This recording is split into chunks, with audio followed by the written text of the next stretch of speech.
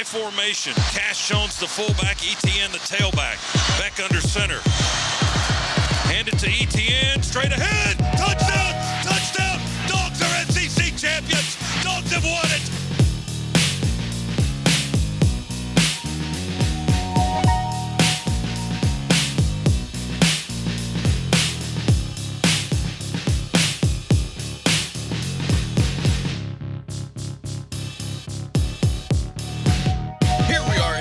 Iron Balls, a podcast about sports. My name is Bob, sitting across the way from my good friend and co-host. No quips from me tonight. That's Abe. How you doing tonight, Abe? Doing well, Bob. Yeah, here we are. Lori is here too. How you doing tonight, Lori? I'm very excited to talk about sports. Lori is very excited to talk about sports. I have good news for you. That's what we do here tonight. I'm excited to find out the order in which we talk about sports. Tonight is Monday, December 9th, 2024. Did I not say the date at the beginning of the last episode? You'll publish it with the date, so. Oh, my. Abe, it's now time for you to live bet the games. You right. you had a bit of a heater there. Made it Yes. to 16 and 15, but then you lost your most recent bet back at 500. Tonight, great game, by the way. Fucking Lions and their aggression and going for it. I mean, they would have probably scored anyways, but they just held on. Yeah. The Packers should have won. Yeah, that's right. The end of that game, on 4th and short, they could have kicked a field goal and given the ball back, but instead they decided to go for it and just run the clock out themselves, which is definitely the right move. Right. And the smart thing to do. More people should do that. Do not give the opposing team the ball under any circumstances, if you can avoid it. Anyway, tonight we have the Bengals traveling to Jerry World to play the Dallas Cowboys. The Bengals are a very strange team in that they score a ton of points and lose close games because their defense is terrible. Yes. And the Cowboys are not a very good football team either. So who you got tonight? Bengals at the Cowboys. I'm going to go with the Bengals. I think that's probably the safer play, right? Safe, Joe you Burrow would and the think. Bengals against some backup guy for Dallas. Yeah. How could I possibly get this wrong? 14-10 right now as we approach the half. Bengals with the lead. Nice. There's some sort of a Simpsons thing. cast going on tonight. What was They've got that? I not saw only all the advertisements yesterday. What are they doing? like a few years ago, they did it with Toy Story. the Toy Story characters. Maybe that was last year, and I think they've done it. They did a Nickelodeon thing. They've done Nickelodeon stuff in the past also, but it's so they use artificial intelligence to what? It's just a filter. It's a thing. You know how like when It's you like an augmented reality thing. right in this, what they do is they show you the game as it's unfolding, but it's Simpsons characters out there Like playing those the old game. Okay. TikTok, is it TikTok or the iPhone where you'd talk and it would be like a bear talking? Right. Okay. Right. Yeah. That, but football. Is this on the Right. main feed, or you have to like go to like ESPN like 11 to get it? I think it was on Don't know. Disney Plus, but I'm not sure so it's not even about on that. the main Okay, so you have to like find it somewhere. The kids were watching it. Like here, I could make myself a dog. You're... See, now I'm a dog. Aw, look at you're an angry dog. Be a happy dog. This is way better. Oh my God, that is ridiculous. Don't make a sad face. I don't care for this purple leash. I like the purple collar that I'm wearing. Oh my God. Oh, happy. Anyway. Your natural face makes the dog look mad. Anyway, that's enough of that. Maybe we'll get the when we go to a live YouTube version of the show in the future, or a Substack version of the show. It's just video. I won't be comfortable showing my face, but maybe I can hide behind the animated dog filter. Are you going off on like some thing? This is great. Anyway, Simpsons cast tonight. In addition to the regular broadcast, and in addition to a Manning cast tonight as well, I believe. Just ceaseless options for your watching fun. Bengals take a touchdown lead, 17-10, looks like, heading into the half now. Oh, look, you got a hat, Lauren. Mm-hmm. Be careful here. Eventually we're going to stumble upon Abe's one of Abe's kinks, and he will become very aroused. This is just what I wear at the beach. All right, let's talk about sports. I first want to. I feel like a bunch of headlines have happened here. So much has in happened the last couple of days that's not directly related to our normal subject, and I don't think we can possibly talk about sports tonight without first mentioning that Juan Soto has signed a contract that is the richest contract in the history of baseball. 15 years, right? 15 years, That's a very long time. $765 million is the reported total. Good Lord. Just a bonkers number. I know that he's relatively young, but No one's that young. he's going to be signed through his 41 or 42 year, his 42 age season, which is just fucking insane. And I know that they're paying for his production over the next 5 or 7 years or so in the hopes that he continues at this peak. And he is an incredible baseball player, just at the plate anyway. He's not a great defender by any means. What's most remarkable about the number to me is that you have Shohei Ohtani, who's not only a more than capable pitcher, but arguably at times as good as anybody. Probably won't win a ton of Cy Youngs, but that's fine because on the other side of the plate, he is at times as good as anybody in the history of the sport at producing offense. Soto is good at being an offensive baseball player. He has a remarkable on-base percentage. He has an otherworldly approach at the plate in terms of plate discipline and knowing the strike zone and not offering at pitches that are not to his advantage, right? Like he will spit on everything that is out of the zone. He does not give away at bats. He's an incredible offensive player, not a factor on defense, and certainly by the time he's fucking 40, won't be anything like that. The hope, I guess, the thought is that otherworldly plate discipline will last a very long time, even as his power numbers eventually fall off, even as he's not able to slug in the way that he's been able to slug through the beginning part of his career. I guess the hope is that part of the game, the thing that he is best at, ages well. Unlike defense usually does, unlike pitching does over an extended period of time, and certainly unlike power hitting does over long periods of time. But $700-800 million for 15 years is just insane. It's remarkable, yeah. And it's to the fucking Mets of all the fucking teams. I didn't mention that at the start, but he's going to be a Met for the next long time, and that sucks. That sucks. The Braves have sort of handled Juan Soto, is my feeling. I don't have any stats to back that up. I took the opportunity to look this up, and of course I have it precisely wrong. I don't know why. In my memory, I don't have Juan Soto as a Braves killer, but his stats suggest that he has in fact been rather productive against the Braves. A career .325 batting average in about 80 games, and homering and scoring runs at a faster rate than he has in his otherwise also incredibly productive career. Not sure why I memory hold that, except for various painful memories, but wanted to correct that to make sure that I wasn't putting out false information. All right, back to the show. But he has not killed the Braves, and he's had ample opportunity to do so, given that he started with the Nationals for such a long time, and then was with the Padres for a couple of years before having what has to be considered the greatest contract year in the history of sports. Like he had a flawless season at the plate for the Yankees, and managed to turn that into this contract.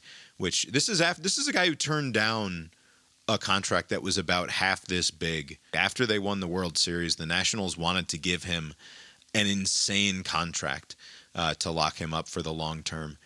Insane at the time, right? It's not insane in retrospect. At the time, it was 2019. They win the World Series. A couple years later, after a couple of bad seasons, in 2022, they offer him a 15-year contract worth, I think, $450 million or something like that. And so just now, 3 years later, to get a different 15-year contract for not quite double that is just fucking insane. Which now, like, yeah, what a brilliant move by him and his agent, Scott Boras, to turn down that deal to now secure this one, which will pay him for the next 15 years. It's quite something. The thing that I saw today that was particularly mind-blowing, just when you start thinking about the way that the money has accelerated in sports in general, the Boston Red Sox sold... In 2002, the Red Sox sold for less money than Juan Soto is being paid on this contract. They sold for like $700 million just in 2002. And now a single baseball player's contract exceeds the 2002 sale price of one of the most valuable franchises in the sport. It's fucking crazy. Has any franchise lost value? It seems like all these, it doesn't matter the sport, it just keeps going up. Maybe not as fast a pace as like the better teams, but like every franchise goes up in value over years. And now that all of the advantages that were had by the smaller teams, like the A's like 20 some odd years ago, and other teams where they could find value and build their teams through through just things that people overlooked. And now that all of the teams are now looking at the same thing, so there's no advantage to be had there. The one advantage that remains is money, right? So like the Dodgers and the Yankees and the Mets, right? They'll be able to pay as much money for talent. I wonder if in the coming years the World Series finals will be like the Dodgers and some other team, and the Dodgers and some other team, like over and over and over again. If it'll just become just the haves, because like all the other advantages are going to be neutralized. It'll just be money. Yeah. I mean, the only thing that you can do is do what the Braves have tried to do for the last few years, which is to sign your young talent well before they enter free agency, right? So the way that they were able to convince Ronald Acuna Jr. to sign an 8-year, $100 million deal is that they were doing that years before he was going to be eligible to sign his first free agent package. And still, that will end when he's 30 or 31, I think, which is going to give him plenty of time to sign one more massive contract to really get paid. Right. But like the only way that the Braves have been able to do what they've done the last few years is that they signed very team-friendly deals to guys before they were becoming free agent eligible. Right. But then that he will be the cautionary tale and Soto will be the model, right? Basically it's like don't do what happened with Atlanta, like do what happened with Soto, like cuz if you wait long enough, if you believe in yourself, just wait it out, and then you'll have a more advantageous position to get as much money. The difference is there are only so many Juan Sotos out there, right? Like, I know that the contracts only get bigger, but like we're talking about the top 1% of 1% of Major League Baseball players who are. This is even an option for even a Ronald Acuna Jr. He's not signing $1 billion deal. I mean, I'll eat my words, I guess, in 2030 or whatever. But I wouldn't think that like $1 billion deal is in the cards. They announced the Heisman Trophy finalists on Monday night tonight. Dylan Gabriel, Travis Hunter, Ashton Genty, and Cam Ward will be those who travel to New York for the Heisman ceremony. That sounds like the right five to be going, right? Based on everything that we saw this year. Say them again. Dylan Gabriel, Oregon's quarterback, Colorado's dual threat, Travis Hunter, Boise State's Ashton Genty, who's had a Barry Sanders-esque season this year at Boise State against not great competition, and Miami's quarterback, Cam Ward. That's 4. Is it just 4 this year? I guess they're just bringing 4. I saw 4, and then you said what I thought was 4, and then you said the number 5, so I was confused. Yeah, this ESPN thinks that the top 4 vote getters get invited. Oh, why did I think it was 5? Because 5 seems better. Stupid brain. Early Heisman favorite, Abe, who you got? I would imagine. I don't know. Travis Hunter. Like I don't know who else would it be? It'll be Travis Hunter, I think, almost certainly. I think I would give it to Ashton Genty. I think he's been awesome. Well, you can become a sports journalist and get a vote. All right, that's enough headlines. Let's talk about the games. One thing I will say at the top here is that anybody who watched what happened this weekend and came away thinking, you know what we need to do is do away with these conference championship games is out of their goddamn minds, because this was a thrilling weekend. It was so fun. Of sports action. Starting with, I mean, I don't know, where should we start? Do them in order. Or whatever. I don't know. This is what I was excited about all day, just figuring out how we were going to talk about this. I think we should save Georgia for last because then we can just talk about that. Yeah. All right. So let's start with the Friday night game, UNLV against Boise State. We did not watch. We did not watch. Watched a tiny little bit of it, and instead we watched Christmas movies. Boise State looked good. Genty looked good, and they fairly well handled their situation there, and rightfully. Obviously now will be in the playoff as the Group of 5 champion, as predicted by me, by the way, at the beginning of the season. So smart. Who else did you predict? Good on you. Don't want to talk about it. We can then move on to... The blowout game? Yeah, the blowout game between Iowa State and Arizona State. Scattaboo? Scattaboo ran all over the place, all over everybody. 16 carries for 170 yards and 2 touchdowns. I think it's Sam Levitt. The Arizona State quarterback was also very good to whatever extent he needed to be. And they scored a ton of points and deservedly are now in the playoff as well, of course. There was I remember I was watching this. It was like a touchdown game in the second quarter.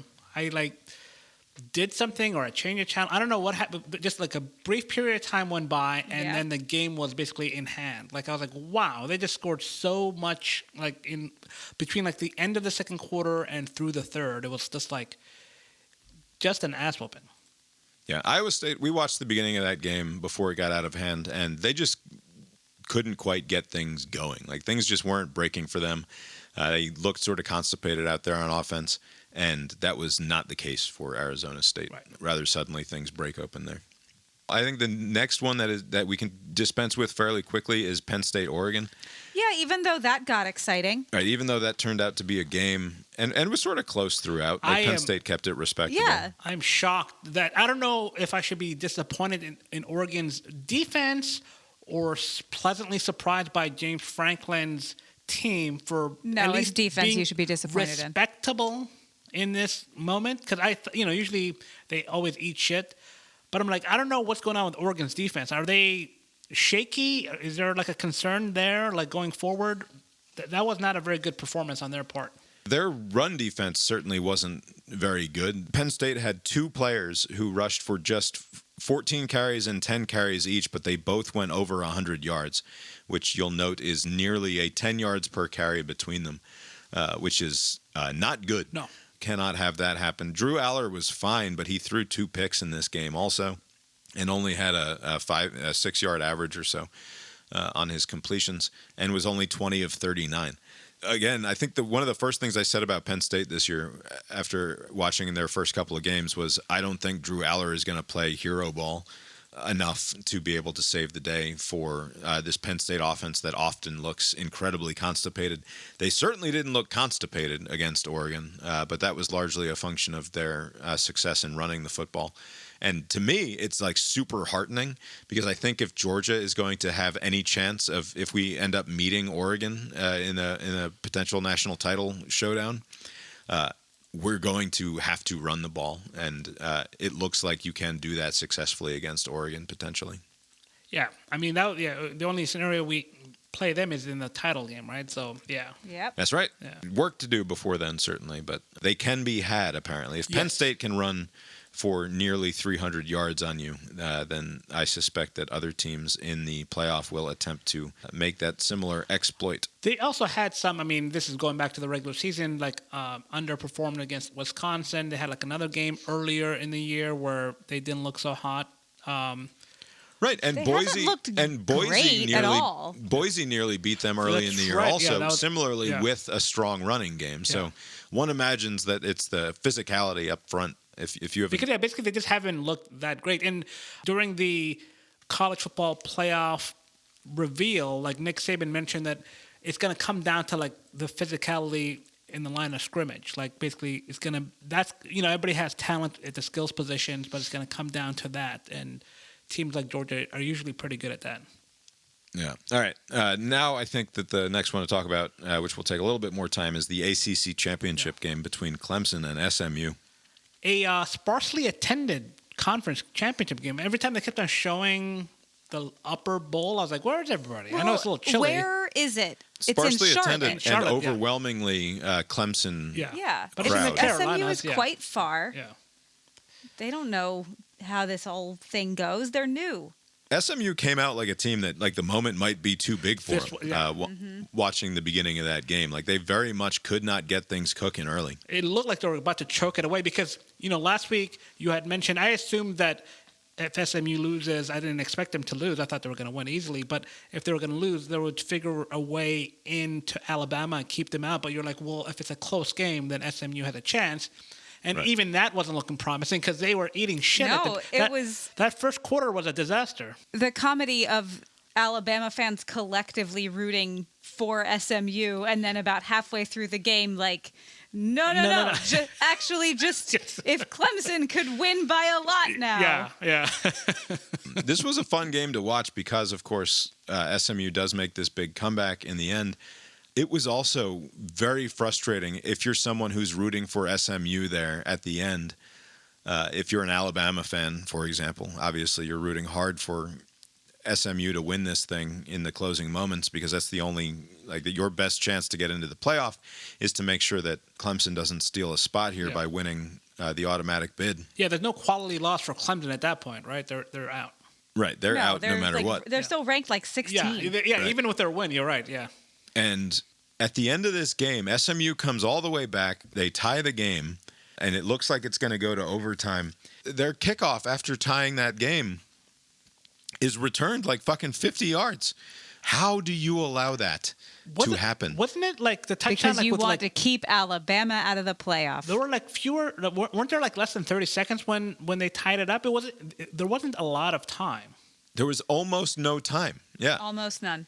It was like less than 30 seconds. Yeah, it was I think. less than 30 seconds, and it was like, well, I mean, unless they fuck it up, they should be going to overtime. And instead, they fucked it up, Abe. Although not only they fucked it up, but what are the chances some kid can hit a 56-yarder? Right. So they run like one play, I think. Clemson runs one play or maybe two plays or something. They don't have any more time. They run the kicker out there, and he kicks a 56-yard field goal that like barely clears the upright. Yeah. Yeah. But it did. But it did. And Yabo Dabo was super excited He was after very this happy. game. So happy. Never been happier for him. Yeah, I'm because mostly- I've never been happy for him. And I'm immune to the charms of Dabo Swinney down there. But even watching him celebrate after this game, I must acknowledge I was because there was a little charmed bit and of amused evil. by him. There was a little bit of like, haha, like where normally it's how nice and wonderful and the Lord. Yeah. But like this was just like, fuck you. Fuck you. Like, Well, and there was a little bit of a fuck you in it. Well, and he spun it in a very positive way where he's like, "Oh, that SMU team is a playoff team. right. They're awesome, aren't they? It would be a crime if they weren't in this game." And then you cut to the SMU coach, and he's like, "It would be criminal if we are not in the playoff." Good on him though. Like he's the Alabama man shitting on his own alma mater. You didn't care for Dabo's "Bring Your Own Guts" back in the day. You never cared for him at all. What I told him tonight was, listen, we give you scholarships, we give you, stipends and meals and a place to live. We give you nice uniforms. I can't give you guts, and I can't give you heart. And tonight, hey, it was BYOG, bring your own guts. And they brought some guts and some heart, and they never quit to the last play. And thank you to the good Lord and my dad who was with me tonight. No, I don't. No, like there's Dabo nothing to Swinney. like Abe, about what are you him talking except about? just what happened on Saturday. Anyway, he's in. The other thing that I like about it is the fact that he's in the playoff, and it means Georgia is 4-0. I mean, we'll get to it obviously, but 4-0 against playoff teams this season is very cool. All the orange teams. All right, and then on to the Georgia game, and oh man, That's the thing. How do we even talk about This it? could have been like a disastrous game. Where were you? I was at home, so I was like, you know what? I'm tired of figuring out which bar to go to. I was like, just watch. I went out later to watch the night games, but for the Georgia Okay. game, I was at home. We were too. this game started disastrously, or it started No, sort of it fun. didn't. I mean, but the You first missed half was the good part. First half was a disaster. And it I ended- got home just. Yeah. So I was watching youth sport. That's the other thing that I did Okay. this weekend. Calvin had a soccer tournament And he played 4 soccer games in 2 days, which doesn't sound like a lot, I guess, but I can assure you, when it's happening 25 minutes across town and they're not back to back, so you've got to go to the goddamn field twice, not just once, but twice. It's a lot of youth soccer. Just remember this next year. Remember that we don't want to do this. And though he played admirably and though he played very well in all 4 of the games, and it was good for him, I think it was a good experience, his team sucks. Oh, yeah? And it's just a bummer. And it was only made all the more clear watching 2 of these teams in this soccer tournament, especially. Like, they play a good brand of soccer. Like, you watch it and it's like, oh, wow, these kids are well coached. They know the game. They do, like, the way that people appreciate soccer as like the beautiful game that it can be when it's played appropriately. Like, their spacing is perfect. Their passes are like perfect. They have plays and ideas, and they take advantage of the fact that like all of the idiots on Calvin's team don't know what they're doing. Right. And like, you're watching these kids and they're all the same age as the kids whose asses they're kicking, but it's like a whole different brand of sport. There's like there are signs of intelligent design where they're not just running around after the ball. Right. It's no coincidence that the team that was like far and away above the best in this tournament, they were all speaking Spanish to one another the entire time. You can tell they're going to be good when they speak Spanish to each other. Yeah. Anyway, the point here being that I missed the first 5 minutes of this game. And he missed the funny almost fumble thing, and then he missed that interception that was off the tip, and then he caught his own tip. Yeah. He missed the good parts. Yeah. Yeah. I think maybe the first play I saw from scrimmage was like a 3rd and 17 that Texas converts, because of course they did. But this game did not start well for Georgia, and was 6-3 Texas at the half. You can't really say that it started great for Texas either. No, it didn't. In terms of what they were able to do on the scoreboard. But in terms of first half stats, I don't have them in front of me at the moment, but it was like 270 yards to 50-something yards, We I had think. more yards in penalties against their penalties against us than offensive yards at one point. The time of possession was like 22-8 at the half, right. Which I don't know how. I'm shocked. We won the time of possession 32-28, despite losing it by 18 minutes in the first half. Also, at the end of the first half, Carson Beck's elbow got snapped in half. That was that happened. That looked bad. I was like, when he went down, I was like, I think he's like hurt. I don't think he's just like, Also, fucking Kirby. He hurt his hand. He's got to not do that next time. Anyway, bye. Sometimes Kirby. We all know you're lying. Yes, I mean, yes. Maybe he didn't know yet, but like he knew. Sometimes when a player fucks up, they're gonna be writhing in pain, like just to kind of like just out of embarrassment, not because of they're actually hurt. But the way he was down, I was like, oh, I think he's actually like hurt. Yeah, he was clearly hurt. It was funny for Kirby to come off the field and give a very fast interview in which he blames the victim. Yeah. Well, that's going to happen if you don't see the guy coming, so he needs to be more careful. He's got to know that guy's going to come all the way around the end on a play like that. He's got to get rid of the ball before then. Speaking of interviews, that whiny Sark, like they cut him to head, and they asked like one question about what are you going to do about all the penalties? Are you going to clean it? How do you plan on cleaning it up? And he said, I don't know, but maybe the refs will call something on Georgia at some point. Call holding on the other guys. Yeah, maybe we'll see that. Then we'll go up and go to Laura. Steve Sarkisian, his team leads 6-3. All right, thanks, Chris. Coach, 8 penalties in this first half. How do you get your team to clean some of that up? Well, hopefully they call them for a holding one of these times, too. Let's go to Holly Rowe with a little bit more. Coach Smart, what just happened to Carson Beck? What did he say to you? They just said his hand got hit as he was throwing it there, and guy came all the way around the edge, which people do on that situation. He's got to be aware of, just get rid of the ball. Will he be okay to play in the second half? He should be. I don't know. We got to go look at him. All right. Thank you, Coach. And I don't know if, so they, this is a conference championship game, so they have 2 sideline reporters. So they were going to toss it to the other person for the other interview. But I don't know if they were planning on just one question or if she was just thrown off by, like, what the fuck? He walked away. He kind of just, like, there was, like, a brief period where they're just kind of looking at each other, and he just walks away. He wasn't, I guess he wasn't going to stick around for the second question, but I think there was supposed to be a second question. He is so obviously a fucking prick. Fuck that guy. Texas fans threw trash I know. on the field, making everybody else in college football do that, and you're whining about the refs? That was so whiny. I mean, I was watching the college game day. You know, Nick Saban sitting between the two coaches. They used to be in his staff. Everything's looking great. And then for him just to be such a whiny little shit, just immediately when things... I mean, it must be frustrating to have all of these penalties called on your team.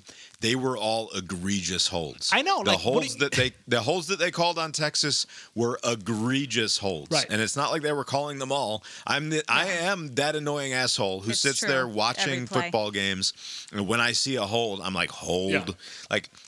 And yeah, you can find a hold on just about every fucking play. It's the ones where the guy gets turned around as he's pursuing the quarterback that I call out. Yeah. Like when it's super fucking obvious that a hold needs to be called because it's impacting the outcome of the play, that's the ones that I demand. And when they stopped calling so much holding, we started sacking the quarterback and getting tackles for loss every time. Right. So like they stopped holding. Yeah. But they were still holding. We were just overpowering them because we're way better than their offensive line on the front seven. Okay, anyway, then what happened? We went into the half 3-6. Yeah, and it was a 3-6 that should have been 3-14. Yeah, once again. Again, it should have been worse than that, maybe 21-3 or something, 28-3. Who knows? Same thing. It was the same exact feeling that you had at the half of the Georgia Tech game, which is, this is bad, but it's not a complete fucking disaster, right? And the difference was that in that Tech game, Tech was moving the ball in a way that it felt like, I know that they piled up a bunch of offense in this first half, Texas did, but it didn't feel like Quinn Ewers was really killing us, and it didn't feel like though they were breaking some long runs in that first half, it didn't feel like they were really owning things in the way that it felt like we were owned by Georgia Tech in the first half. No, it felt like we kept fucking up like at Ole Miss. Right. We were making mistakes, but then when the defense had an opportunity to stand up, they were standing up. Also, it felt like between the 20s, Texas was able to move the ball with some ease, but once it got inside the 20s, like their offense just stalls. For whatever reason, they need a lot more room for it to work, because like once it got inside, like they were settling for field goals over and over and over again. They just would not be able to, and missing them. And oh yes, that was the best part. That's gotta suck when you have to like kick a field goal. I don't think they missed any field goals in the first half. They missed one.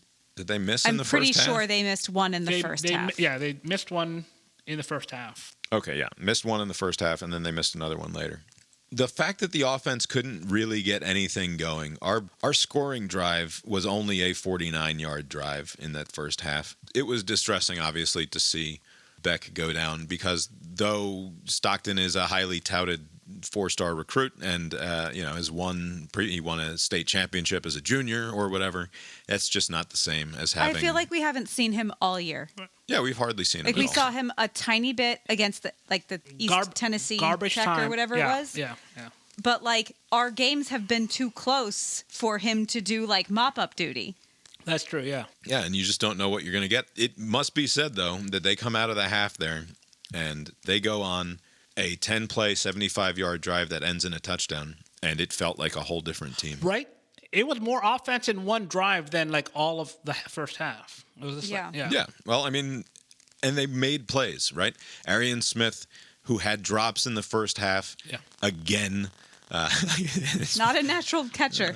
Not a natural-born catcher. Herb Street kept saying that Arian Smith is not a natural ball catcher. Yeah. And he kept pointing out that he would leap at the last second every time before he would try to catch the ball, even though leaping was not necessary to achieve the desired height at which to catch the ball, right? The ball is just to your chest.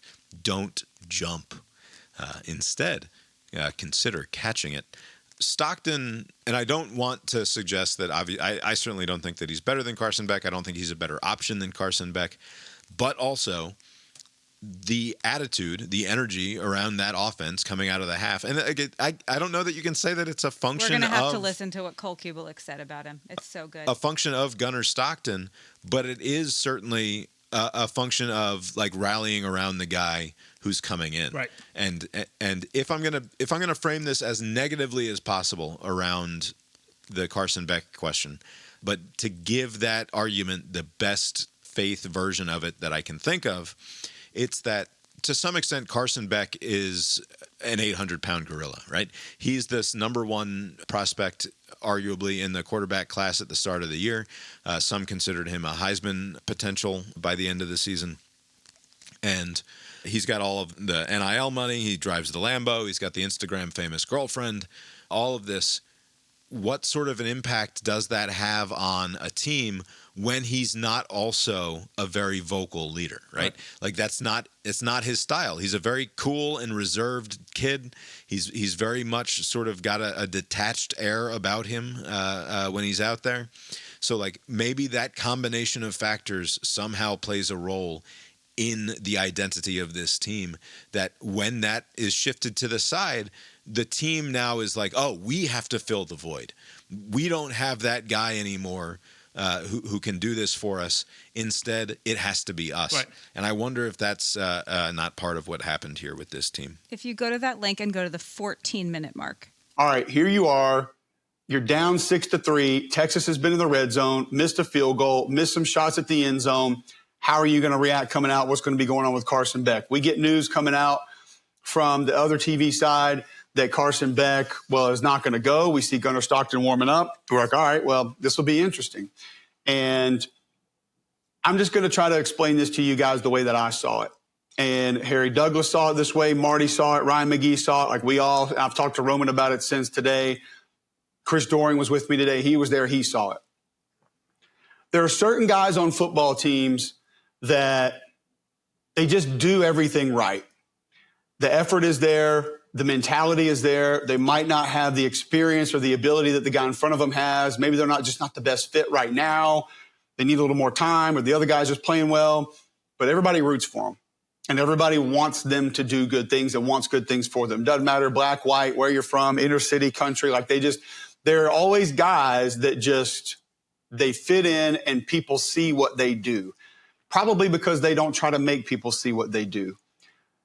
Now, I called one of Gunner's games in high school. I talked to his high school coaches. I talked to some of his teammates, people around the program. I feel like I have a decent idea of his personality. Also, watching him play in high school, try to run people over and essentially be a fullback if he had to, set all the passing records, but just tough as nails. And the things that his coaches said about him and seeing how he's operated the couple of times he has been in the game, I understood what was happening. The Georgia sideline, when you kind of finally saw okay, this is it, he's going in, there was this new life that just started to explode. Guys bopping up and down, patting each other on the head, getting behind it. There was an excitement within that team.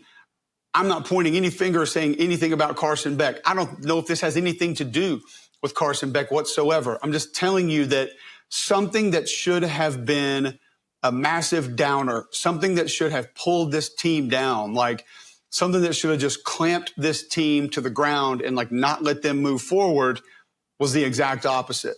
I think it was an energy boost. I think there was some belief. I think there was confidence. I think there was hope. I think there was want. Maybe want more than anything else. Maybe just guys that were I've seen this kid busting his ass, doing the right thing, coming to meetings, coming to film. No one talks about him, no recognition. But guy does everything the right way. You just want them to do good things, and you want good things to happen to them. I think he's one of those guys. I don't know this. I have no reason to know this, but that's my perception of what it was. And after it was happening, that's even more my perception of probably what it is. Nice things to say. Yeah, I think that there might be something to that. I think that also, not to say, I also think the thing that I think. I'm not saying you were wrong. I just thought that was a lovely, what was that, 2 minutes? Sure, 2.5, 3 minutes. That was really great. It's his job or something. I also think that it has something to do with the displacement effect that a player like Carson Beck can have on a team's ability to know who it is and know what it's trying to do. And when you're there with somebody who is very, very good at what he's doing, which Carson Beck is, he's a great quarterback. And I think he's going to be something from a capable to a very good quarterback at the next level. Not that I'm in the business of projecting such things, but I think like the type. I think that he's capable of doing this in the NFL. It doesn't always mean that you can do it in college in the way that Matthew Stafford couldn't necessarily. He had more success at the NFL than he had in college, I think it's fair to say. Yeah. But there's something about when that next guy comes in who you don't have that much faith in, but who you believe in, right? Like it's a combination of we don't have to put this all on. Like a lot of it is on Carson Beck's shoulders, but now, though we believe in Gunnar Stockton, we have to shoulder more of this responsibility as a team than we do when Carson's in there. I think that has something to do with it as well. You know, I guess you have to play your style, whomever you are, but were you guys concerned after that first drive when Georgia scored the touchdown? I'm like, okay, things are going to settle down, because I was like, oh my God, this is about to fall apart, this whole thing. Right. But they settled the ship or settled things down. They score a touchdown. I'm like, okay, we're still in this. And then after that, Gunnar, he seeks contact. When he's running, he seeks out contact, and this is before that. Jake Fromm used before to that do. Hit that fucked him up. I was like, what are you doing, guy? We don't have that many quarterbacks behind you. You're just going to keep running into dudes the whole game? You're going to get yourself hurt. And I don't know. I guess that's just his style, but I was just kind of unnerved just watching him when he would run. I wasn't so much worried when he would throw, but when he's running, he's seeking out contact, and that's not always a good thing. Yeah, especially when you're the second guy and there isn't a third guy. Yeah, it's what is plan C? I think that he was pure adrenaline. He might not do that all the time, but it's okay, you're on. Right. I'm going to go run into a brick wall. Right, and I wonder if, going forward, if the play calling will be altered so that there are even more designated runs, right? Because, he's into that, and maybe they'll find more success doing that. It just was this guy's going to get himself killed. So that first drive was great, and it was obvious, at least watching it, it felt like, Bobo put something together here at the half, specifically for this, knowing that he's going to Gunnar Stockton. Fuck. Yeah. And it worked really well. There was a moment, I don't remember which drive it was subsequent to that first one, where it looked to me like he got happy feet twice in a row. It might have been the very next drive, because it was a short 3 and out, I think, after. So they go 4 and out, we go 3 and out. And I think on that drive, he sort of got happy feet in the pocket a couple of times and didn't know where to go. He sort of spins in a circle and then just runs into an approaching defender. And it felt like Bobo then dialed it back. Okay, I got a little bit too excited there, because I thought things were going really well after that first drive, but we got to pull things back a little bit again. After that, they miss a field goal, we kick a field goal, and then they have that game-breaking sort of play that they needed across the middle for a 41-yard touchdown. And Texas took advantage of us across the middle in a way that we haven't seen this year, except for Ole Miss. Ole Miss fucking dismantled our defense, our zone defense across the middle. And Ewers was able to do some of that at times. Their running game couldn't do anything, though. And as long as in that second half, 26 was just running into dudes either at the line of scrimmage or in the backfield, and they weren't able to do anything. And if we're also at the same time harassing Ewers on passing situations, and I think we sacked him 6 or 7 times in this game also, it doesn't matter that you give up the occasional 10 or 15-yard play across the middle if you're stopping their offense at every other turn. And he wasn't good enough on the rest of the passes, the contested passes, the ones where the defense is there, but a perfect pass probably gets it done. He wasn't Haynes King. The way that Haynes King was fucking awesome against us in that Tech game, putting the ball exactly where it needed to be every fucking time. Ewers was not doing that consistently enough to make us pay. And it was just an entirely different game from the first half by the time we get into this deep into the second half. Are we talking about the fake punt yet? Sure. The fake punt happens because we don't have a punter. We don't have our arguably all-American punter back there. All-Australian. Brett Thorson.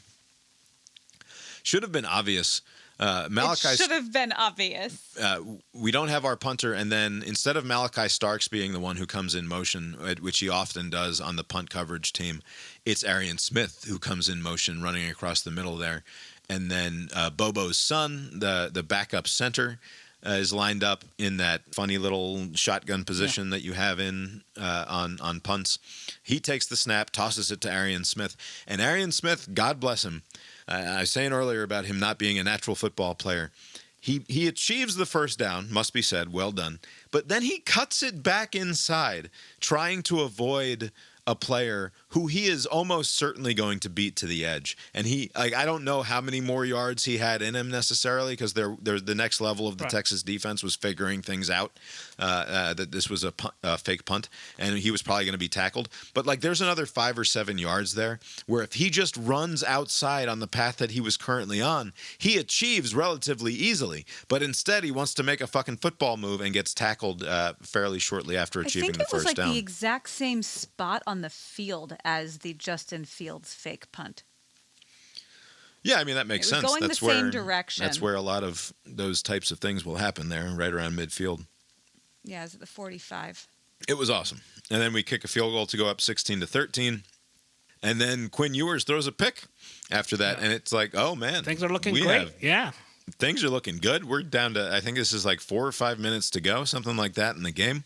And then Gunner gets backed up and throws a terrible pick. Yeah. Just an utterly unforgivable pick that I guess he's trying to throw it out of bounds there and just fails to. Watching it at first blush, I thought that he and Dylan Bell just weren't on the same page, because Bell is the only one who's anywhere in the neighborhood. But there's 4 white shirts over there, and this is just a dead duck thrown up into the air. And my guess is that he was trying to throw it out of bounds and just didn't get enough on it. But nearly backbreaking to throw a pick there, especially against this offense that has the ability to break big plays. And they did enough. They got down there and kicked a field goal to tie the game and send it to overtime. And I thought we were fucking done. I thought that this offense, in a situation against this Texas offense, I thought that if this goes more than one OT, there's no way that we can keep up with them. Right. Might have been right. And who knows? Maybe that was right, since we do end up winning it in the one OT. So when Georgia gets the ball on the next possession, and Gunner guns it, and he gets fucking, holy shit, I thought he was Holds dead. onto the ball. He got hit so hard. There's a still photo online somewhere circulating where he just makes his face. I was like, this is what I was worried about this whole second half, some hit like that. He held on to the ball. I mean, that's a tough That's kick. the only reason I believe that I guess he's not concussed. No, he's 100% concussed. I simply do not believe it. I don't care what Kirby says about doctors checking him out on the sidelines. That is... Well, Carson Beck hurt his hand. He should have watched out for that guy over there. He should know better. That's a brain injury. We watched a brain injury happen. There's no way we didn't. There's no way that was cost-free, right? There must be some sort of thing. But what's remarkable is that he has to go out, and what happens if Carson Beck comes in and that first run just gets stopped or gets closer to the goal line, but he was going to come back in. Stockton was going to be allowed to come back in. He only has to come out because his helmet comes off, and it's not a penalty. So they already determined, would they not have, we still need to kind of clear you? that would have been a fast determination. They would have said, oh, he's fine. I'm sure he would have been deemed fine. How many fingers? No, don't worry, you're fine. Just go back in there. What's your name? Yeah. Gunner. You're good. But thankfully, he was awesome on that play. He's running it up the middle. It looks like he's going to score a touchdown, and then that safety or defensive back comes flying in and just blows him the fuck up. And it was a clean play. Yeah. It looks like targeting for sure football. when you watch it live, because how can it not be because of the violence of the hit? But it wasn't. That's just what football looks like. Yeah. And watching him flop over backwards, it's how does he possibly hold that ball? But that's why I thought he was temporarily went out, because the way his leg he collapsed on himself. I was a conscious body usually doesn't go like that. Conscious body doesn't fall quite like that. Yeah. The conscious body doesn't hold on to a ball. Maybe that's muscle memory. Maybe he practices it at home. Knock me out, Dad, and let's see if I hold on to the ball. It's like he's trained his reflexes to hold on tight when you get hit hard. He's got that Neanderthal face. He sure does. He's got that South Georgia face. Thick neck. Just a Jake Fromm vibes all around. Beck coming in, he cannot throw the ball. That's the other thing. We haven't talked about Trevor Etienne once today. Why didn't Texas put all 11 dudes right there in the box? It was just a normal formation for them, like a goal line formation, but it wasn't like they were overcrowding the situation there. Do you think that Etienne got in relatively easily? He kind of walked in Carson Beck as if making a big show about his arm not working. So maybe they were thinking, "Oh, we're not falling for this shit. Like his arm is probably fine." This is an early play action it's a type decoy, move by Carson Beck. My God, he's guys, faking I'm it. barely alive. I'm gonna be running it, or we're gonna run the ball and do something else. But you're right. They should have just stuffed it. Just got everybody on the line. Also, how is Carson Beck going out there without the use of his right arm better than like the fourth or fifth string quarterback? Yeah. Because he knows the plays. But you're just taking the ball in your hand and putting it in the other guy's belly. Like, surely because Carson Beck is like fucking cool. No, I know, but like, and it's awesome. It's a cool thing to live in in Georgia lore. But likely the last snap of his Georgia career, right? I mean, yeah, almost certainly. I would think. Yes, definitely. Because you got to prepare for the draft, unless they do a weird thing. If we get to the championship and they have him play for no reason. But then wouldn't he? I mean, would he? I'm sure his agent or somebody's going to. He's going to be going to the NFL, right? So just save your arm for the NFL at this point. Yes, exactly. Unless they do something similarly gimmicky like that, where they let him do one more play. Gotcha. If this is another we're playing TCU. Yeah. And we're up by 60. Yeah, put Carson in there for garbage time. Yeah, that might happen. But even then, that seems risky. We haven't talked enough about Trevor Etienne, who is just such a treasure. Oh, man. Everything that comes out of his mouth is to be put on the Georgia recruiting board. Yeah, he's great. A true delight. This is at the end of the game. He's given the interview. And he says, "This is why you come to Georgia." It's like, okay, I'm an ETN guy now. How many touchdowns has he had against this Texas team this year? It seems like he scored a bunch on them. He's had all of our touchdowns have been every against. Touchdown seems to be him. Yeah. Him and the kicker. Right. No, yeah. I mean, and he was he had that injury, and he's like, I'm gonna get ready. He showed up, he played, and he played well. That was a. He played awesome, and he played in the first game against Texas. He didn't run away. I'm not sure he even had 100 yards in that game. I don't remember. It was a good game. It was a productive game. He scored a couple of times, but it wasn't like he didn't have any game-breaking plays. On Saturday, he had that one long run, which feels like it was probably the longest run of the season. I'm not positive about that. It's like 50 yards or something. But he showed that he has a fourth or fifth gear that we have not seen all season long. He didn't quite score on it, but that's fine. He outran 3 or 4 dudes before somebody finally had an angle on him to knock him down. But that was fun to see. Smiling the whole time. Yeah. It seems like a great guy. And then, of course, scoring to win it is just fucking spectacular. And it was great to see how fucking happy Kirby was to win this game. He was. It obviously matters a great deal to Kirby to keep winning SEC championships. And it felt like I've been a relative stoic, I think, by my standards through this season for the most part. By halftime, by that first drive coming out of the half, I was standing up on all of the important plays. I had the heart rate was up. I was fully invested. 135 for me. Yeah. 135. I don't know why, but fucking championship football matters, I guess. And this felt like a big important game to Georgia as a program in a way that surprised me, given the fact that we're probably in the playoff no matter what. And I'm not sure what that is exactly, but it felt good to get this win. I mean, first of all, Georgia does not do well in the SEC title games, and it was good to win one. Also, it would have been fucking awful to lose to Texas, and to lose to Texas while also having 3 players injured. Having multiple players injured, and now you have between now and a couple weeks from now, just just thinking about like you didn't win the title, so you have nothing to show for it, like all this. So like this was, and to have Texas win the SEC their first year, just like ew. Yeah, and I'm sure Sark would have been like, they try to take it away from us. I'm sure he had his own speech ready to go about the refs. Right. Ewers not terribly inspiring in this game. Are they making a mistake not seeing what Arch can do with this team just because, like, I know that he's a good quarterback. Like I've said before, he can make all the throws.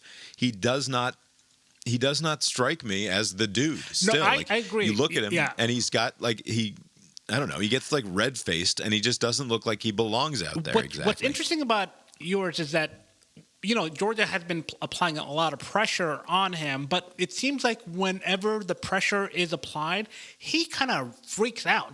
He doesn't. I've never seen him actually evade anything. It's like if the pressure is there, he's fucked. Like, oh shit, here they come, and there's nothing to it. That's it. He's either taking a sack or just throwing the ball away. But like he's not very elusive whenever the pocket does anything that he doesn't want to happen. Like it's very odd, you know.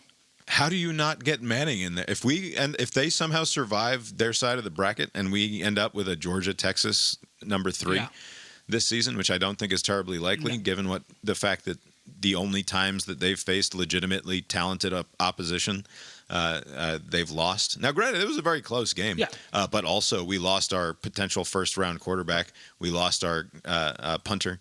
And all of our running backs are still injured except the one. Right. And all of our wide receivers got kicked off the team. Right, and all of our wide receivers don't catch passes. They're not interested in catching passes. They just like to drop things. I don't see how, if we're gonna make it through this playoff in any way, it better involve Lawson Lucky and Oscar Delp, and that's about it. Because I don't think anybody else is really catching passes anymore. Also, and Dylan Bell is a complete non-factor on this team, which is weird. Fucking bizarre. The fact that Texas met us twice and lost both times. And then the fact that at halftime we had to switch to the unknown quarterback and came back and won. It feels good to be maybe Texas's Alabama. Yeah. That feels good. I know that we still have our Alabama. Although not anymore. Those bums are going to be done. We haven't beat them. We won't this year. No. It just that felt good. All right. Speaking of, I suppose that we should touch on the bracket. Oh, it's so exciting. Have we watched have you guys watched college football on TNT before? No, I don't think I have. I was like, have they ever shown it? I'm looking at the graphics. I'm like, oh, so Clemson, Texas on TNT, like SMU, Penn State on TNT. I was like, what the hell's going on with this TNT thing? Like, there's a couple of games on TNT. Yeah, there's a few. But it's ESPN Crew, right?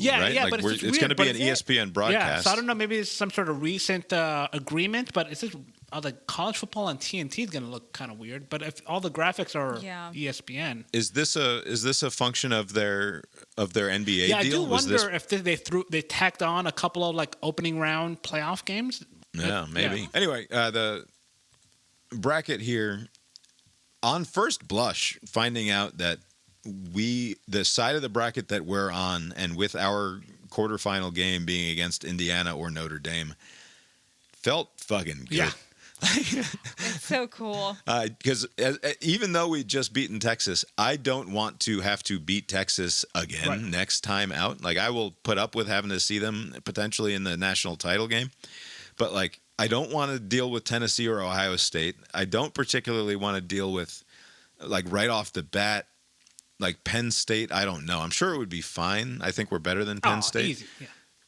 But, like, if I'm picking an opponent, I guess I would I'd rather play SMU or Penn State than Indiana or Notre Dame in my quarterfinal match. But, like, I'm fine with having to deal with Indiana or Notre Dame. I mean, not dealing with Ohio State or Tennessee or Texas. Like, those are the ones. They got the right teams in, but, man, what the fuck did Oregon do to them? Like, they put Oregon in a very shitty spot. That's the thing. That's where they're saying the 5 seed is way better than the 1 seed. Or in Penn State. Like, so Penn State lost to Oregon, So now they get to play SMU and then Boise State potentially, whereas Oregon won, and they're going to have to play either Ohio State or Tennessee, which sucks more for them. But they get a week off. I don't know that I have a lot of pity. It sucks ass that their quarterfinal game is likely a rematch between Ohio, like a rematch against Ohio State. That's unless they fucking lose, like the brutal. losers that they are. And I don't think that Tennessee is going into Columbus and beating Ohio State. Michigan did. I know, but I think that that's a different story. That I don't think Tennessee is getting this done. What do you think the energy of that crowd will be? I mean, they were not happy about how the last home game ended, and now I don't want to know. like, you better not fuck up, Day. I think it'll be fine. I saw some chatter about like he would prefer to go on the road rather than play a home game next because of what happened most recently there. And I don't believe it. If you can choose, you don't want to go to fucking Neyland and try to beat Tennessee on the road. I don't know if they have the point system, but what do you think the difference was between Ohio State 8 and Tennessee 9? It seems like they're probably like they matched. They probably have them evenly rated, so they had like the slight advantage, and they get to host. Better to host than to go on the road. So yeah, and our side of the bracket, like the fact that Ohio State, Tennessee, Texas, Oregon, and Arizona State are all on the other side of the bracket is just fucking spectacular. There are 3 teams we've already played. Ohio State we played before. Oregon is the team that a lot of people projected Georgia will play in the national title. And then between Arizona State and Boise State, Arizona State has a little more juice. I don't know which one is better, but it worked out perfectly almost for Georgia. We'll see. Yeah. Obviously, we'll do a show before these games get underway. We probably won't do another show this week. No, but we don't have anything to say this week. Next week. I think that it's right that Oregon should be sort of upset about how this whole thing shook out. And it does seem slightly ridiculous. Like, if you're Oregon and you lose that game and you slide to 6, isn't that better? Yeah, kind of. Maybe they should have tried it. Yeah. And presumably, if they slide to 6, I think that we probably jump Penn State and get the number 1 seed. I don't think so. If Penn State beats the number 1 team, they're going to be the number 1 team. I mean, maybe. I don't know. But it wouldn't have surprised me for us to end up in that top half of the bracket, which would have been unpleasant for us, certainly. But maybe not. Maybe just because they don't want to put us in that part of the bracket where we've already played 3 of the teams. Right. These brackets are fixed here. They're fixed in college football. You know, in the NFL, the highest seed plays the lowest remaining seed. They always kind of reset after each round. Do you think at some point college football will move to that? Like if they find it like... I think that they should. Yeah. That way, like Oregon, like if somehow Clemson... By the way, Clemson and Texas never played each other. I did not know that. They've never played before. And they play for the first time in a playoff. But like, let's say Clemson somehow, I don't see it, but somehow upsets Texas and Austin, then Oregon would play them in a typical like that. That's the lowest remaining seed, but that's not going to happen. Yeah, I think that that's less of a concern than doing away with forcing conference champions into the 4 byes. Like if you can sort of massage, you can live with the fact that Oregon has to play the 8 or the 9. If instead of putting Arizona State and Boise at 3-4, you have a more honest top 4. Yeah. This is the top 4 is like it makes sense ahead of time. You're like, well, no, the conference champions should have byes, but is that the case if it was fucking Clemson? That's true. Right? Yeah. Like, of course not. Right. Like, that would have been a completely unacceptable outcome. They end up being sort of lucky with the fact that it's Arizona State and Boise. But, like, does Arizona State truly deserve a bye? Right. That's true. Here, like, it's not clear to me. They have earned it. They earned it, but are they a top 4 team? And that's a different question. Right. I think if you get an automatic berth, then that should satisfy people enough, right? Like, I mean, I'm sure they'll... Right. The auto berth should be enough. You shouldn't also become a top 4 seed just because you're up there. Right. Like, and I think that's how you sort of get around not doing reseeding. We have 1 more year of this, and then it's all changing again anyway. Maybe, yeah. I mean, I hope not too much. I think this is basically correct. They're not definitely going to 14. You keep saying that like it's decided, Nothing has been Inside decided. information. Maybe Laura's got something. Yeah, Lori is our binion here. It's just that it seems like things If you go to happen. 14, though, you probably go to just 2 teams getting a bye. Yes, Like that's things what it get. is. That's how it is Yeah, in the sure, NFL but things now, get- right? It's just the 2. I'm not saying that it's definitely not happening. I think in all likelihood it will expand to 14, but you have to get away from this. If you stick with 12, which I think is a good number, it makes much more sense to rank the top 4 according to what you think the 4 best teams are, rather than simply who the conference champions are. And that probably looks like this time. It's Oregon, Georgia, Texas, Penn State. Right, which then further renders the conference championship games to be less important, because you have 2 winners and 2 losers, being the 4 best teams in the country according to their seeding in the playoff. How do you, looking forward, how do you think the Alabama fan base is thinking about like missing entirely the 12-team playoff? And also, I don't know why this happened, but they're playing Michigan. You know, Alabama should be like playing like a much better team in the bowls. Not that it matters, but like it's just all the good teams are in the but I guess playoff, though. all basically it's like all the dance partners are dancing with each other, and there's it's like, Well, one of the better bowls passed on Alabama, didn't they? South Carolina. Right, and Yeah, they took South Carolina instead. Wow. Yeah, they went with South Carolina. Yeah, it's a rough. I mean, that's like one more year of this. That guy's gonna be out of a job. That's a disaster. So, do you think that I know that you're going to say the committee did the right thing here, right? By leaving Alabama out and instead putting SMU in terms of like a just outcome. I think that's correct. In a funny way, though, isn't it also the path of least resistance?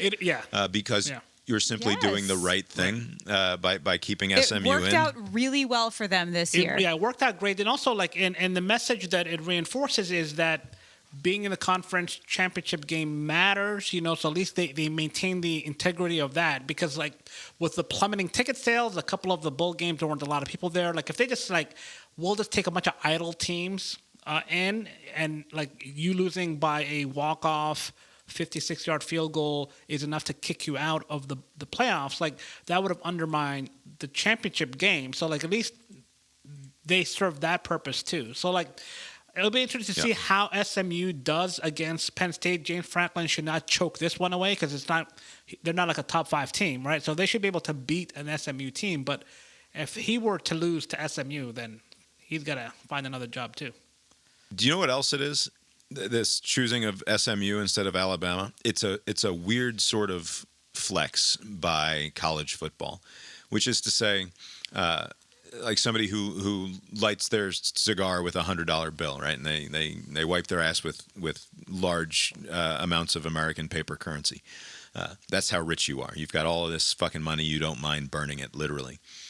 You know how rich college football is? College football is so fucking rich that they will put SMU in the playoff instead of Alabama in the playoff. Because the fact of the matter is the television rating on Alabama traveling to Happy Valley and Penn State would be double or triple whatever the number is going to be for SMU at Penn State. And the committee turned their noses up at that. They said, no, we're good.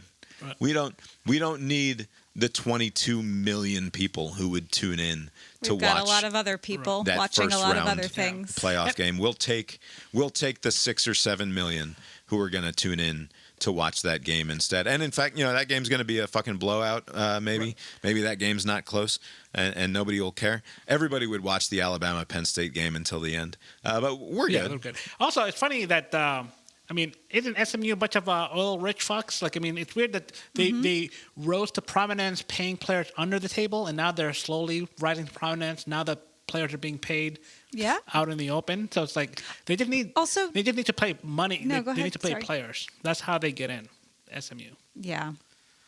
Also, don't lose to Oklahoma and Not Vanderbilt. it's not that you lose. It's that you lose by, like, 3 scores. It's like, come on. And they're both 6-loss teams. Like, Alabama can whine all they want, but, like, you had your opportunities. It really, and then this thing about, like, we shouldn't schedule such hard out of conference games. Like, You lost to SEC Yeah. teams. You lost to bad SEC Right. teams. And also, shut yeah, the fuck up. It's completely bad faith to say because Alabama's not in the playoff, now there won't be, like, teams won't schedule hard out of conference opponents.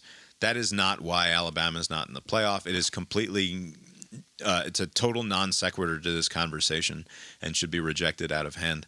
If Alabama had scheduled, if their 3 losses were to fucking Ohio State and Oregon, I mean, who knows? Who knows?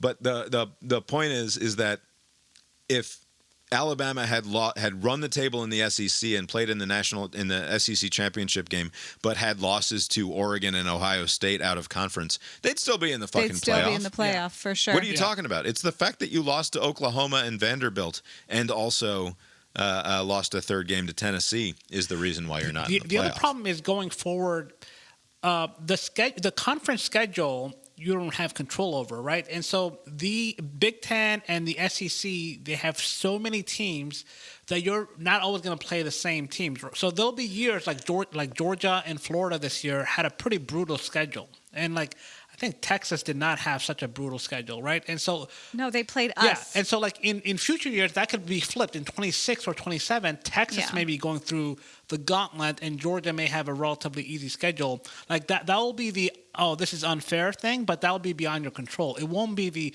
out of conference things. It'll just be this year you just happen to be playing very good teams in the SEC or in the Big Ten, and in other years you'll have a relatively light schedule based on who you're playing. And there's no controlling that. I mean, unless there's a way for them to change the SEC schedule somehow, there's no controlling that.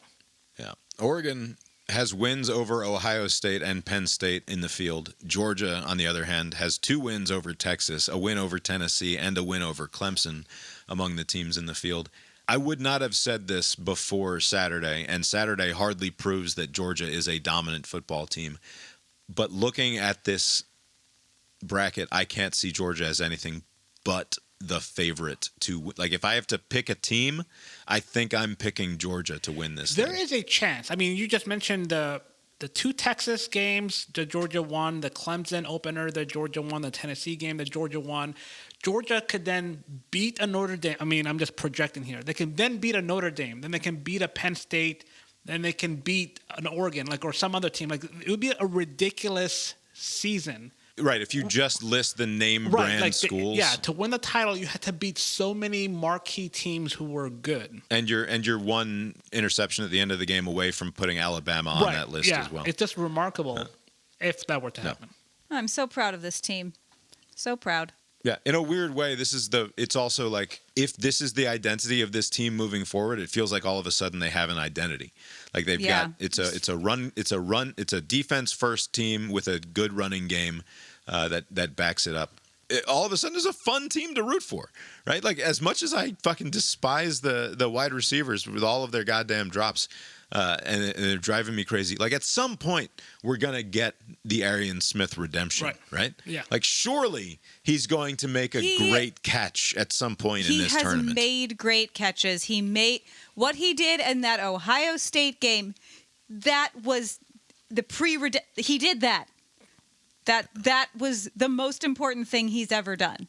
He drives you fucking crazy out there with all the drops. It really is such a fun team to root for. I have so many clients texting me, like, during Georgia games, after Georgia games, and like, they are fun to root for because they fucking find a way to win, because they try and they want to win. It's just so sweet. I will say, fun in retrospect, very unnerving during the game. Not fun in the moment. It's like, oh my god. They fucking fight, though, man. They fight. This is a team that fucking fights. It's crazy how much time this team is down. Just the amount of time trailing that this team has done to win all of the games that they've won is just staggering. It is the classic, you have to cut the head off of the snake thing. Right. Like, they're not going to give up.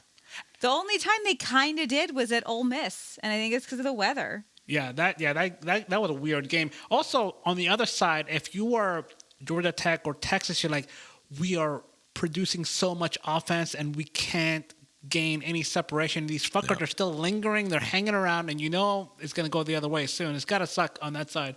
Yeah. That Indiana-Notre Dame game is definitely, obviously one to watch just because it's who we're going to have to play. We're watching all of them. Obviously, we will watch them all, yes. But it's surprising to me, none of these games, this first round of the playoffs, is closer than a touchdown, according to Vegas. Even that one?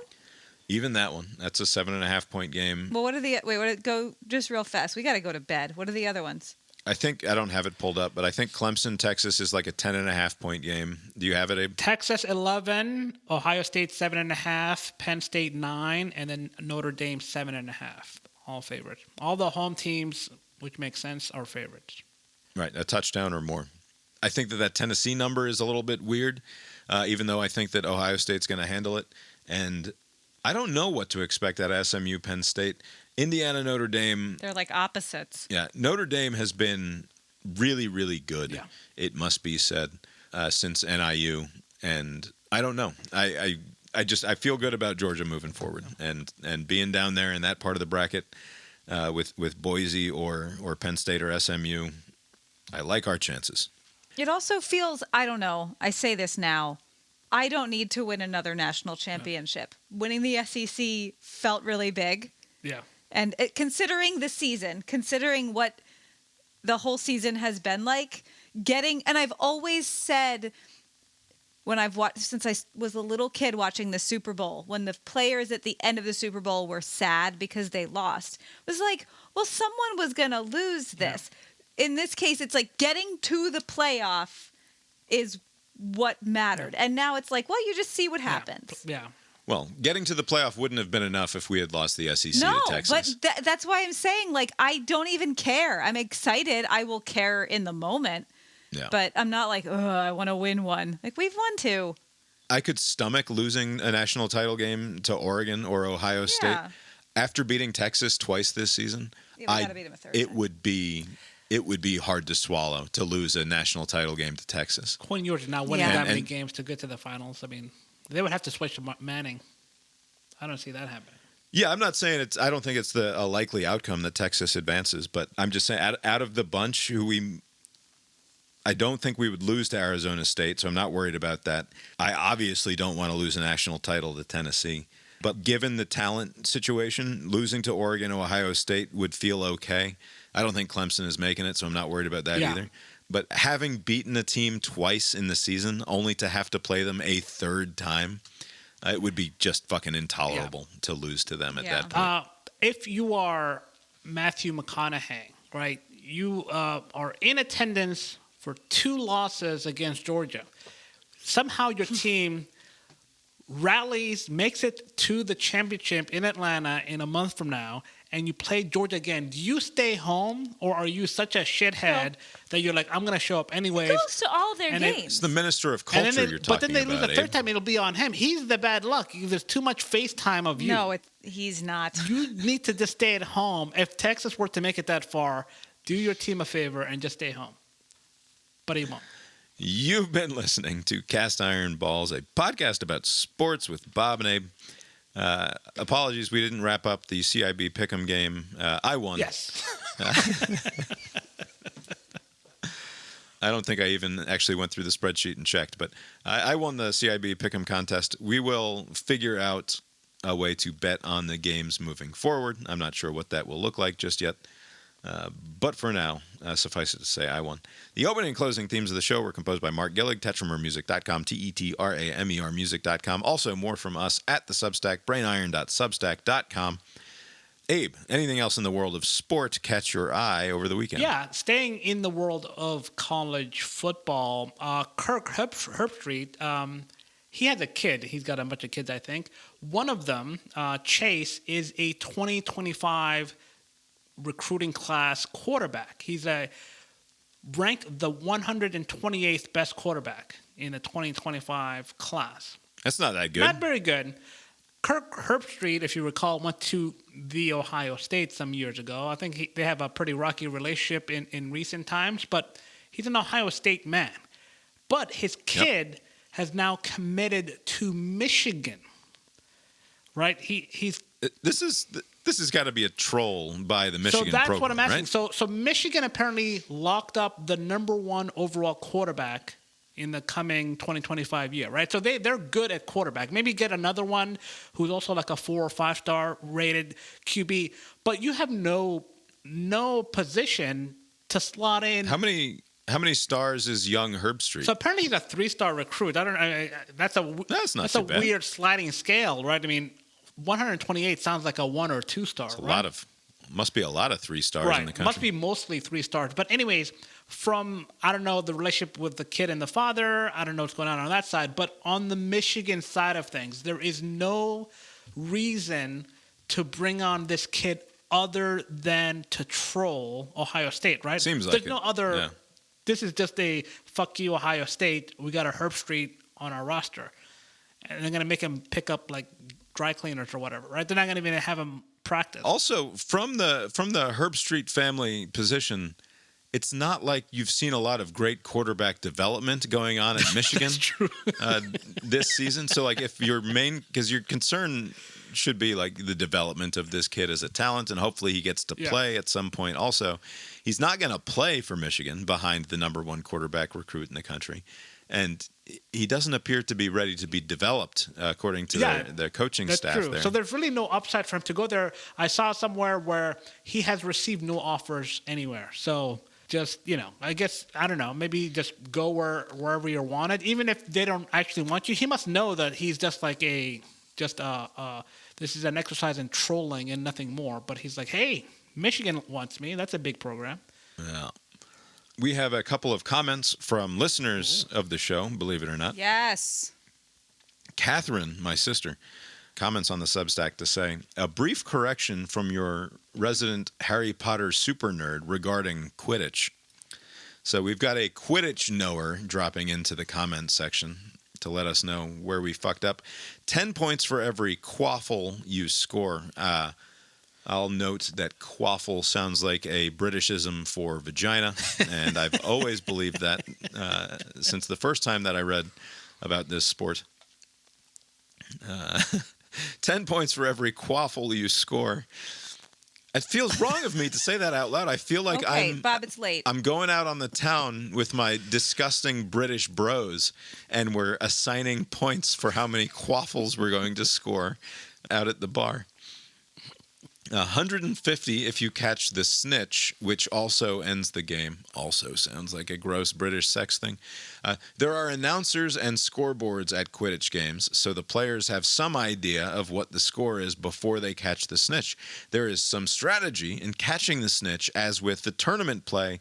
Specifically at Hogwarts, the points accumulated determine the winner of the Quidditch Cup, so a seeker may want to catch the snitch only when their team is up by a certain amount to make sure they win by enough to secure themselves the tournament. In Book 4, during the Quidditch World Cup, not so evident in Movie 4, the seeker for the team that is losing catches the snitch, ending the game with his team as the losers. The explanation for this is that he knew his chasers could never catch up in 10-point increments to the opposing team, and he wanted to end the game on his terms by at least catching the snitch and avoiding an all-out blowout. That's my sister's It was very helpful. contribution. To which my response, pleasant of you guys to say thank you and be appreciative, is Catherine, consider reading any single other goddamn book. Just consider reading literally any other book. That's Catherine. Thank you, Catherine, for writing in. Cousin Steve writes in. I had mentioned last time that I wasn't sure about Steve's position on the coach of Penn State, James Franklin. And I'll just sum up here, which is to say that Steve believed in James Franklin back in the day. He's been a great recruiter through the many years.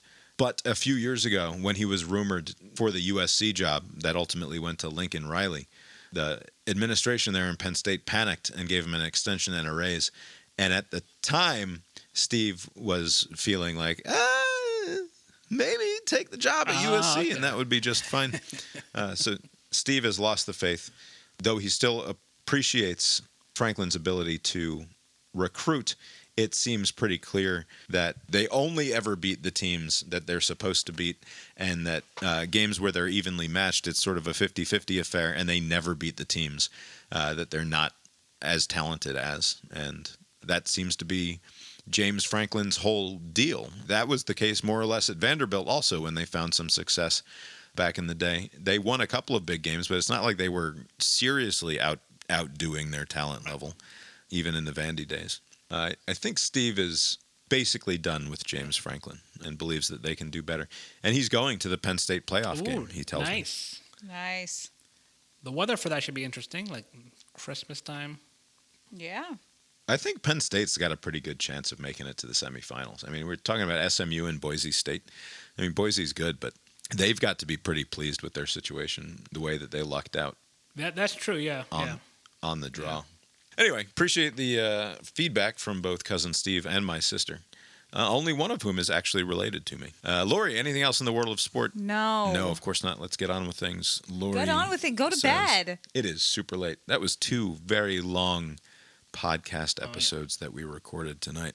I think we will record Brains on Monday and then do Balls a week from Wednesday or Thursday, whichever. I'll be done with school, so it doesn't matter. Whichever night works better for all involved. Yeah, either works. Very excited about this playoff, despite my reservations about the entire fucking system. I must acknowledge it's going to be a lot of fun to watch these games being played at home stadiums. I mentioned that the one thing they could do to fix this system is to do a proper seeding of the top 4 instead of just giving them 2 conference champions. The second thing that they could do is to put the quarterfinals at home stadiums as well. There's no reason why these should be played at neutral sites. Give me a quarterfinal game, second round playoff game in Athens and in Eugene. But would you have to split the stadium? Whatever. No, fuck that. You've won the right by earning that bye. The other thing that you're getting is a home game as well, and that would be fucking spectacular. That'd be interesting, yeah. Let Chick-fil-A sponsor it. Like, I don't fucking care. We have to go to bed. Fuck these goddamn bowls.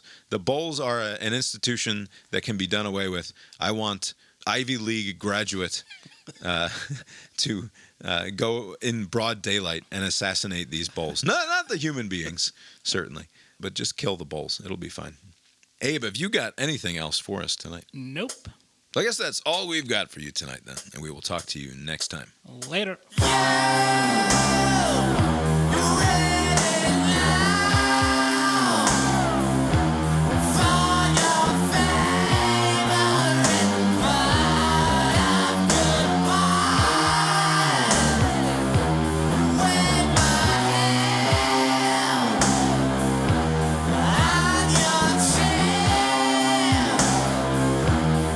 Leaves us still, will to